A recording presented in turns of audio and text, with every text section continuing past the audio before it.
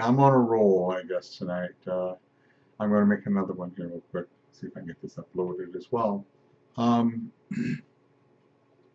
now I'm going to forget what I was going to talk about. We just went into the history up to the point where I was pretty sure that I was on the spectrum. And I guess to talk about that time period where, it's interesting. As I look back on it, it took me, what's about 6 months into it, probably took me at least 4 months before I felt like I was even comfortable admitting almost to myself that I was on the spectrum. Because, uh, well, it's interesting.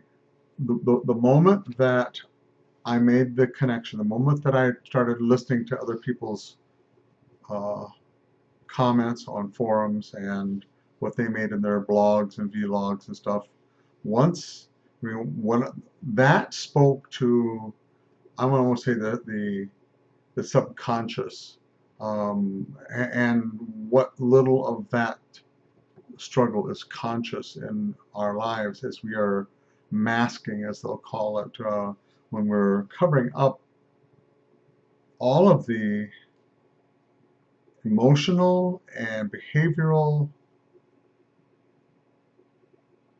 things that were part of our true autistic behavior that we cover in order to uh, I, no one told me you've got to fit in. I mean, you eventually see enough things that are going on around you that make you uncomfortable, that you just sort of naturally start adapt or correcting, or I mean, it's almost out of a shame or embarrassment, maybe a better word. You're embarrassed.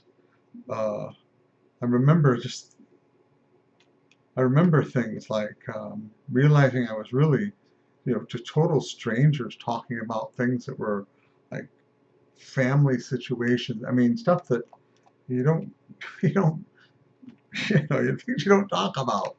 Now I know. Well, it takes a lifetime to, uh, you go through that process and you cover up more and more and more, and I guess you think that you're fitting in more and more and more. What I have sort of found out that was sort of actually maybe it's a pride thing or maybe it's a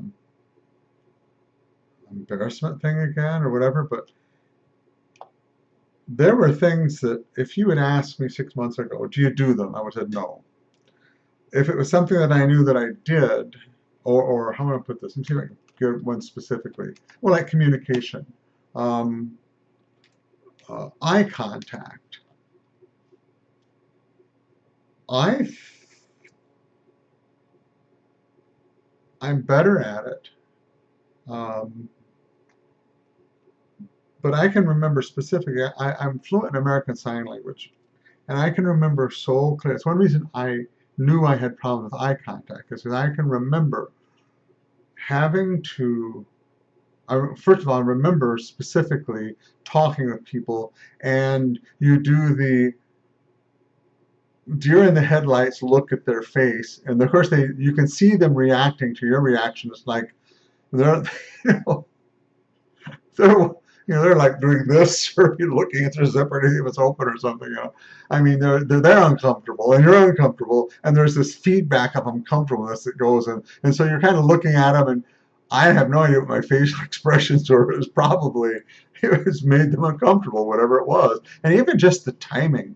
Even if your timing is off, even if it's like, oh yeah, okay, and you look away, okay, now look back, okay, yeah, yeah, yeah, okay, now look away, and I mean, there was another lady that I just watched a video of hers. I'd like to give credit to all these people. There's some excellent, excellent videos.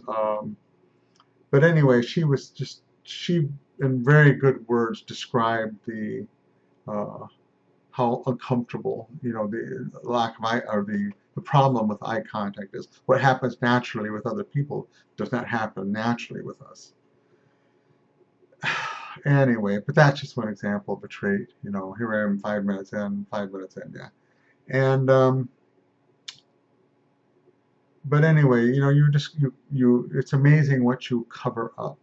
And this process of acceptance, um, it's like the subconscious side of you knows immediately, and the intellectual side of you uh, is completely full of doubt. I remember saying to myself, "What are you doing? Why are you latching on to this? Why are you taking this so seriously? Why, um, you know, what are you trying to pretend you have autism?" I mean, it's just the back and forth between the I know this and then it's just, I think part of the problem is we've so covered up all of our traits. We've so covered up and muddied the water of who we really are that you can't even be honest with yourself, because in a sense you've been lying to yourself. I mean, it's like the liar trying to be honest with the I mean, it's just like it's this convoluted, really messed up self-image that you're trying to unravel. And that's what the process is, I think, of acceptance, is an unraveling of all the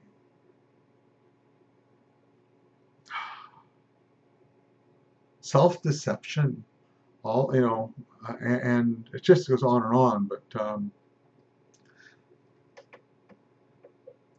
that I finally had enough pieces of the puzzle to where you can't deny it anymore. I remember it was one of the earlier ones that was like, oh, you know, and, I remember being on a forum saying, because one of the characteristics of people with autism is fascination with rotating objects, and I never heard it. Now I know that. That's not how I heard it stated.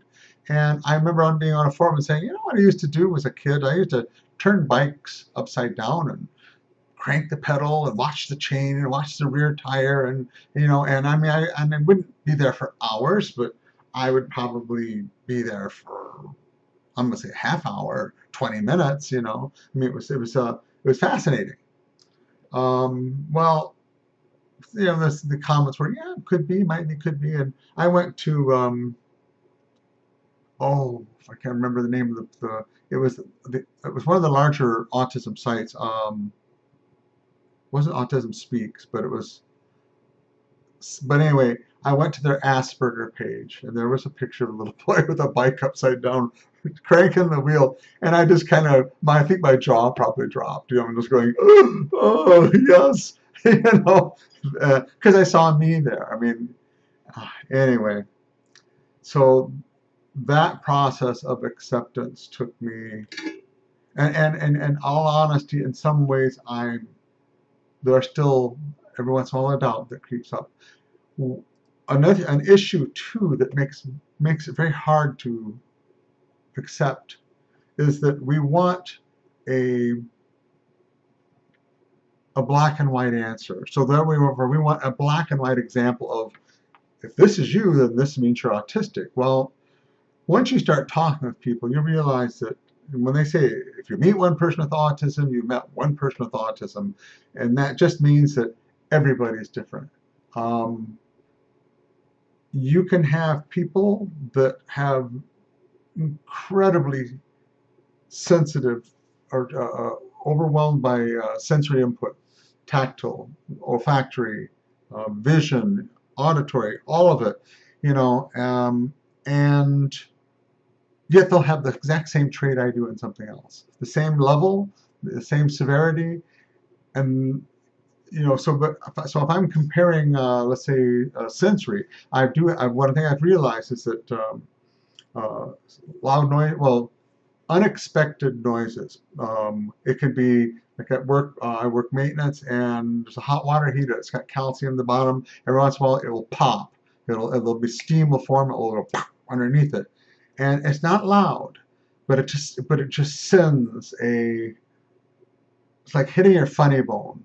Only it just goes through my whole body. It's like, oh, and it can be loud or soft. Well, I never noticed that before. So there's just little things, you know. So yeah, I have some heightened sensory, whatever you want to call it. I get overwhelmed by some things. Um, but anyway, so you just keep picking up these little pieces and little pieces, and you finally you get the scale drops. You know, I mean, before you're just, you know, you're on the neurotypical side, and your neurodiverse is way up here, and you keep putting these little pieces on, and you get somewhere in between there where you got this weird balancing going on, and you go back and forth, typical diverse, and finally it just weighs down. You're just going like, definitely neurodiverse.